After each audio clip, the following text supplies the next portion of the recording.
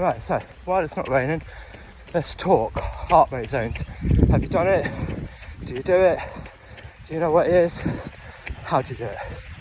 So heart rate zone is another tool for a runner to use, where you're going to pick a zone and you're going to run in it. 9 times out of 10 it's going to be for a long distance, and it'll be in zone 2. Zone 2 is still quite fast for most people, but that's where you're going to roughly stick, even if it's like a 30-minute 5k or whatever, but it'll be like more recovery based. So where do your recovery runs sit? Well, you pick your heart rate again. So if you don't know what your heart rate zones should be, 220 minus your age will give you a heart rate zone. Another way, run a 5k, the last 2 to 3 minutes you're going to sprint. The heart rate at the end of that is your heart rate zone, or your maximal heart rate zone. Normally again it's 220 minus your age, so for me it's like 180 or 190.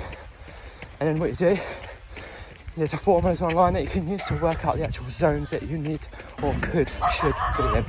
So for instance today I've got zone 2 run. For me that's 150 beats a minute. I know that's my zone 2, a manageable pace. What yours will be is completely and utterly to do with your body. But basically heart rate zones is zone 1, 2, 3, 4, zone 5.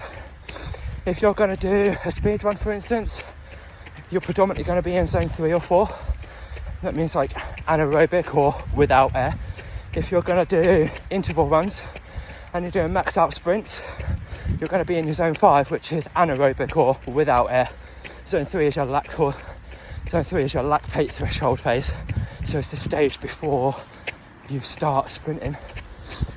As I say, predominantly most of your runs will be in zone 2, which is like your long running phase, a bit like today for me. But yeah, basically it's just another tool for a runner to use, or anyone to use to be fair, that would be a bit more specific than picking a pace. Paces are hard to stick to. Your watch, if you wear a watch, will always tell you what your heart rate is. If you know what your zones are, you can stay there. I've stayed predominantly mine at 150 beats a minute.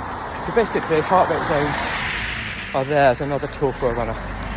I'll see you in the next one, guys. Have a good day.